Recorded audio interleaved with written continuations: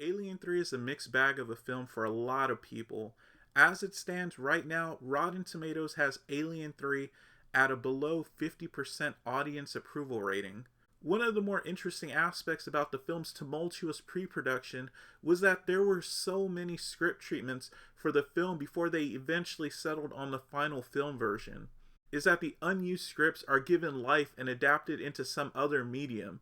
Well, in the case of William Gibson's script for Alien 3, this is exactly what happened, as fans of the Aliens franchise were given a glimpse into what might have been in the pages of Alien 3, the Unproduced Screenplay, which was adapted into a 5-issue comic book series in 2019 by publisher Dark Horse Comics from author William Gibson and illustrator Johnny Christmas. If you don't want any spoilers, you can come back after you've read it, but be warned, spoilers ahead. So the story takes place after the events of Aliens, and the ship, the Sulaco, is on its return journey with the survivors and something else.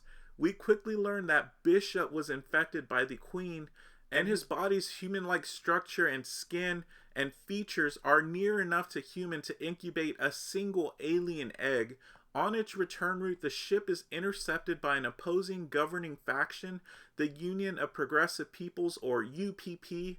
Upon boarding, the UPP crew discovers the bodies of the survivors, as well as Bishop and the egg. The egg immediately attaches itself to one of their crew, while the others flee with Bishop's upper body, and the Sulaco is left on course to continue its return journey with a soon-to-be xenomorph waiting in gestation on board. The ship's soon intercepted by the Weyland-Yutani Station anchor point, where it's met with the small crew of the anchor point and 2 Weyland executives who were dispatched just in time for its arrival to assume command of the station. Ripley, Hicks, and Newt are rescued, but Ripley has undergone so much psychological damage from her encounters with the aliens, she awakens in a feral state and attacks the rescue crew. She's then medically sedated while Hicks and Newt are revived. We then see the crew of the anchor point as well as the crew of the UPP station begin to experiment on the bacterial specimens of the xenomorph, which are virulent enough to spread and grow even without a host. The Weyland and UPP walk a fine line between nuclear war as they discuss the Sulaco, and the UPP agree to return Bishop to Anchor Point. As the Anchor Point bio team soon discovers, the alien DNA is just beyond their control, and their containment facility is breached, and part of the crew is infected by the bacterial ovomorph. The UPP station learned this already, as we see their entire space station was overrun by xenomorphs. A single UPP member manages to escape and detonates their space station to neutralize the xenomorphs.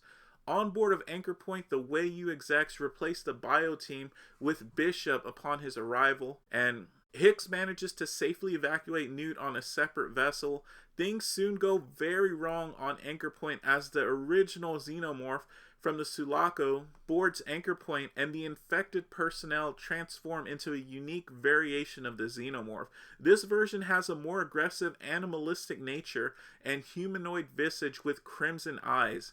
Hicks and Bishop reunite and manage to safely eject the unconscious Ripley on a lifeboat as the remaining crew of the Anchor Point flee from the human Xeno, and unknown to them the original strain Xeno as well.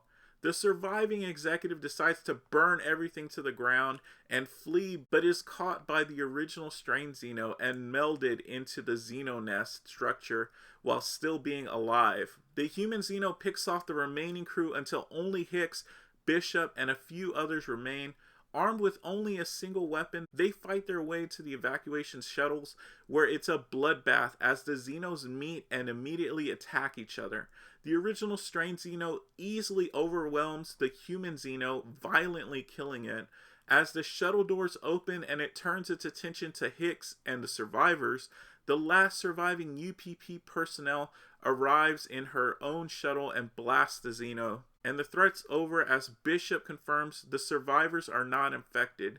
They then proceed to sterilize Anchor Point Station from their shuttle, and the story ends with Hicks and Bishop discussing the universal threat of the aliens, hinting that a future film would have the humans taking on the threat of the alien homeworld. While I actually loved the original Alien 3 film we got, Aliens is my all-time favorite Aliens film, so I absolutely loved how this comic made the surviving characters more integral to the story. In the film version of Alien 3, Hicks and Newt were found dead, and Bishop was briefly revived only to be powered down for good, leaving only Ripley.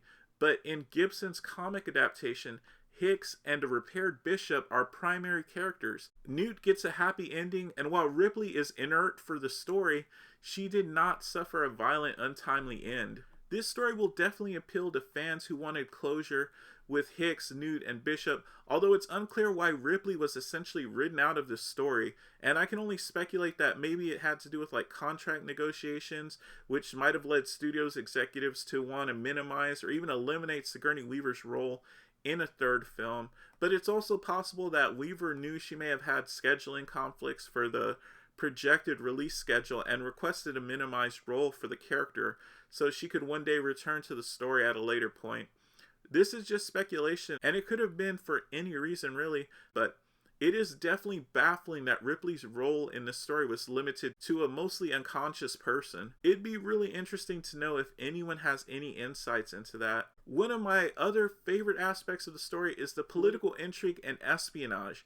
In the story, we get to see how two opposing factions, the Weyland-Yutani Corporation and the UPP, or Union of Progressive Peoples, would react to the discovery of the alien and the potential weapons applications it has. A big chunk of the story is seeing how both opposing sides underestimate the xenomorph threat, because each side is busy trying to gain the upper hand over the other while also avoiding nuclear war, and then they just proceed to be overrun by the Xenos by the end of the story. Bishop also points this out at the end of the story when discussing this with Hicks.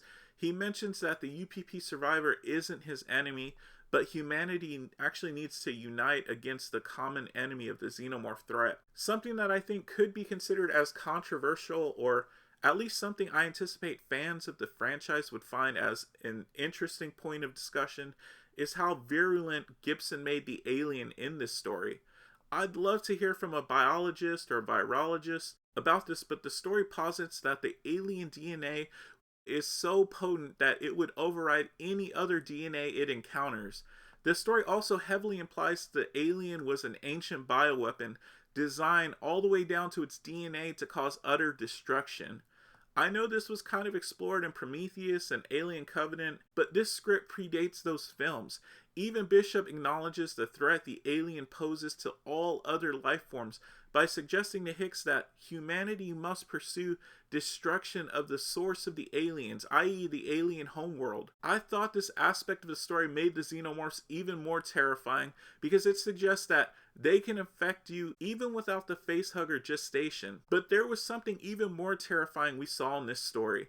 At one point, Hicks seeks to rescue the remaining Weyland executive, only to find that he had been absorbed into the xenomorph nest. He was just hanging there. His body was twisted in ways that the man should actually be long dead, and yet somehow he was still alive. Hicks does show him mercy though with a quick death by grenade, but it was just horrifying to see. I knew that in the original Alien films deleted scenes, Dallas was being transformed into an ovomorph, but in this story, being transformed into a living nest structure almost seems like a fate worse than death. As terrifying as the xenomorph is, it seems like having it grant you a quick death is still preferable than being transformed into an ovomorph, or even worse, part of the nest. This leads me to another interesting aspect of Gibson's adaptation, and that is the direct xenomorph on xenomorph hostility.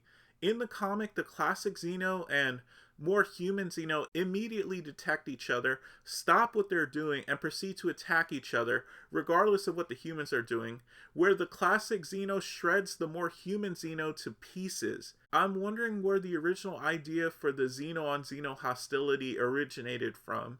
I doubt Gibson had any idea about the aliens' genocide story, which I thought was where the concept had originated from.